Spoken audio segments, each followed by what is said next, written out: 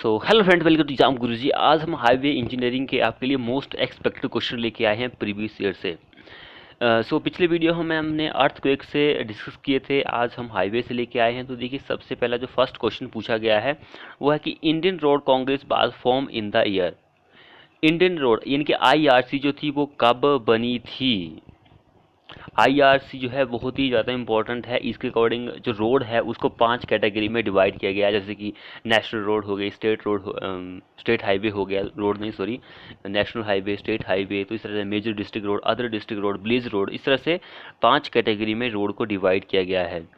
देखिए, जो jacquard committee थी एक, उसकी सिफारिशों पर एक सेमी गवर्नमेंट जो है टेक्निकल बॉडी जो है वो फॉर्म की गई थी, जिसका नाम रखा था आईआरसी। वो फॉर्म हुई थी 1934 में। जयकार जो कमेटी थी उसके सिफारिशों पर ही इसका गठन किया गया था। वेरी इंपॉर्टेंट क्वेश्चन है। इसका ये काम था कि भाई जितने भी रोड्स के वर्क होते हैं, जैसे कि प्लानिंग हो गया, उसकी कंस्ट्रक्शन होगी, उसकी मेंटेनेंस हो गई, ये सारा कुछ इसी में आता है। ये वेरी इंपॉर्टेंट क्वेश्चन है भाई। अगला देखिए, the layout of the centre line of the highway on the ground is called the. इस क्वेश्चन में हमारा जो आंसर रहेगा वो रोड अलाइनमेंट रहेगा। रोड की जो अलाइनमेंट होती है वो आंसर रहेगा। तो वेरी इंपॉर्टेंट क्वेश्चन है एग्जाम के पॉइंट ऑफ व्यू से। जो रोड अलाइनमेंट होती है उसके भी कुछ पॉइंट्स होते हैं वेरी वेरी इंपॉर्टेंट। यानी कि रोड अलाइनमेंट जो होनी चाहिए वो बहुत ही इकोनॉमिक होनी चाहिए। यानी कि इसकी जो कंस्ट्रक्शन कॉस्ट होती है वो बहुत कम होनी चाहिए, एंड ये सेफ़ होनी चाहिए ट्रैफिक के लिए। वेरी वेरी इंपॉर्टेंट क्वेश्चन है। और भी जैसे कि पॉइंट्स होते हैं इसके लिए, तो ये सारे आपको पता होने चाहिए। तो layout of the centre line of the road highway on ground is called road alignment के नाम से आप उसको जानते हैं। कभी कभी रोड अलाइनमेंट जो होती है उसको हाईवे की लोकेशन के नाम से भी जानते हैं, यानी कि also known as highway location.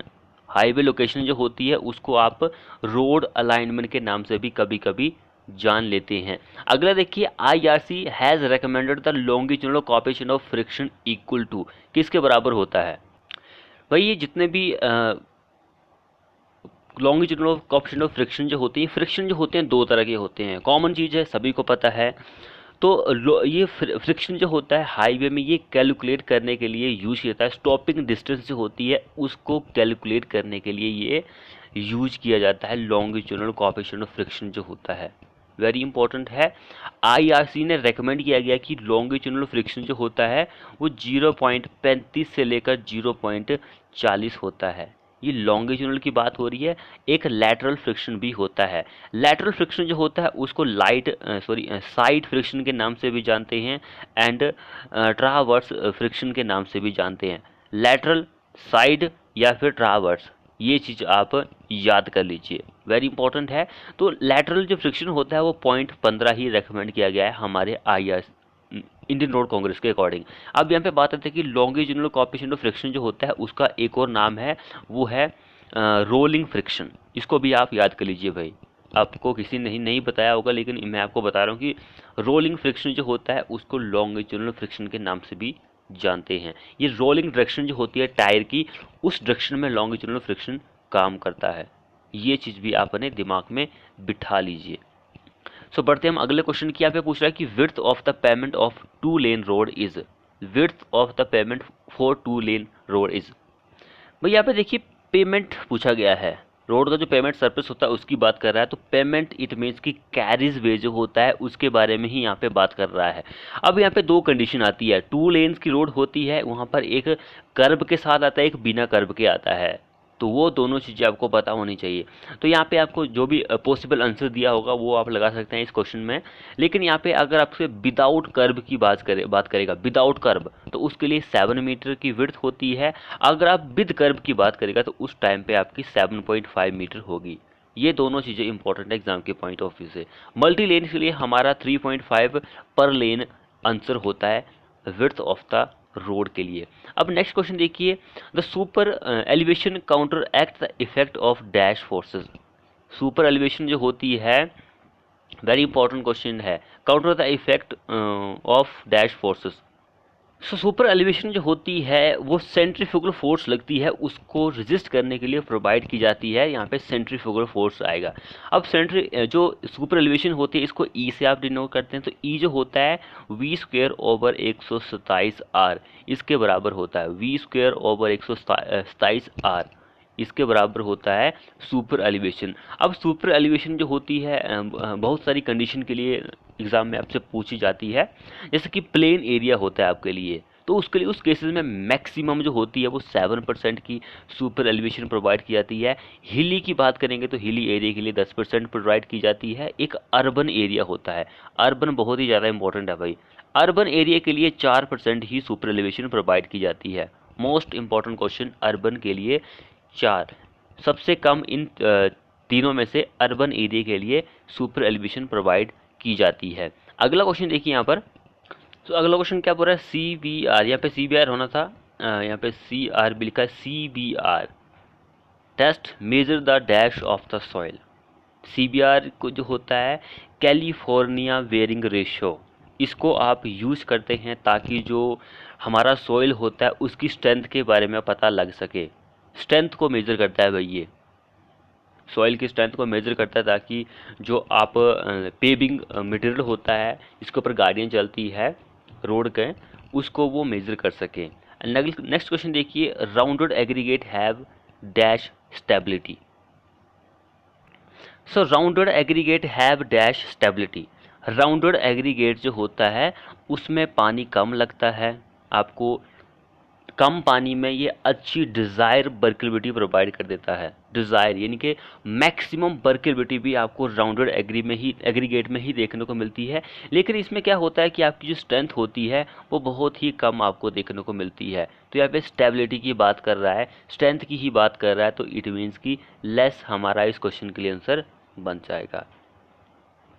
अगला क्वेश्चन देखिए, tar is obtain from the destructive distillation of. Tar जो होता है भाई, सो टार जो होता है भाई ये ऑब्टेन किया जाता है कोल और वुड जो होती है उससे ऑब्टेन किया जाता है। वेरी इंपॉर्टेंट क्वेश्चन है ये। एंड जो बिटुमेन होती है वो किससे की जाती है, क्रूड पेट्रोलियम से। अगला क्वेश्चन क्या बोल रहा है, ductility of bitumen is express in. So ductility जो होती है बिटुमेन की, ये एक ऐसी प्रॉपर्टी होती है जो कि परमिशन देती है ताकि हमारी जो बिटुमेन होती है वो ग्रेट डिफॉर्मेशन के अंदर चली जाए या फिर वो इलोंगेट हो जाए, इलोंगेशन हो जाए। तो ये जो होती है ये मेज़र करती है बिटुमेन की जो एडहेसिव प्रॉपर्टी होती है या फिर एबिलिटी जो होती है स्ट्रेचिंग होने की, स्ट्रेच होने की एबिलिटी उसको मेज़र करती है। तो इसको जो मेज़र हम करते हैं वो डिस्टेंस में करते हैं, डिस्टेंस में इसको मेजर किया जाता है। एबिलिटी टू स्ट्रेच, भाई कितनी वो खींच सकती है, तो डक्टिलिटी के नाम से हम उसको जानते हैं। अगला क्वेश्चन देखिए, vibrator are more suitable for compacting dash soil. भाई यहाँ पे वाइब्रेटर जो होता है कंक्रीट के लिए नहीं पूछ रहा है, यहाँ पे सॉइल के लिए पूछ रहा है, मिट्टी के लिए पूछ रहा है, तो वो वाइब्रेटरी रोलर होगा। तो वाइब्रेटरी रोलर जो होता है सभी को पता कॉमन चीज़ है कि भाई कोहेजनलेस सॉइल जो होता है। अब कोहेजनलेस सॉइल कौन सा हो गया, जैसे कि सैंड हो गया, हमारे पास ग्रेवल हो गया, इन सभी सॉइल के लिए ये यूज़ किया जाता है। तो इम्पोर्टेंट क्वेश्चन है ये एग्जाम के पॉइंट ऑफ व्यू से। एक हमारे पास रैमर भी होता है, रैपर या फिर टेम्पर भी होता है, तो ये सभी तरह के सॉइल के लिए यूज किया जाता है, ऑल टाइप ऑफ सॉइल्स के लिए किया जाता है। एक शीफुट रोलर होता है, शीफुट रोलर जो होता है clay soil of moderate plasticity के लिए यूज़ किया जाता है। अगला क्वेश्चन देखिए, seal coat is usually recommended as final coat. क्या ये बात सही है या फिर गलत है? तो भाई जो सील कोट होता है एक बिटुमिनस टाइप की रोड होती है, एंड सील कोट जो होता है एक मिक्सचर होता है कोर्स सैंड एंड बिटुमिन का, कोर्स सैंड एंड बिटुमिन का। तो ये फाइनल ही कोट होता है, फाइनल कोट होती है, एक ब्यूटीफुल सरफेस प्रोवाइड करती है। एंड ये सन का जो इफेक्ट पड़ता है, जो हवा का इफेक्ट पड़ता है, उससे भी ये सील कोट जो होता है रोड को प्रोटेक्शन देता है। तो seal coat is the final coat, बिल्कुल सही बात है ये ऑप्शन, यहाँ पे ऑप्शन नहीं दिया गया है। अगला देखिए, expression joint are provided transversely in rigid pavement. क्या ये बात सही है?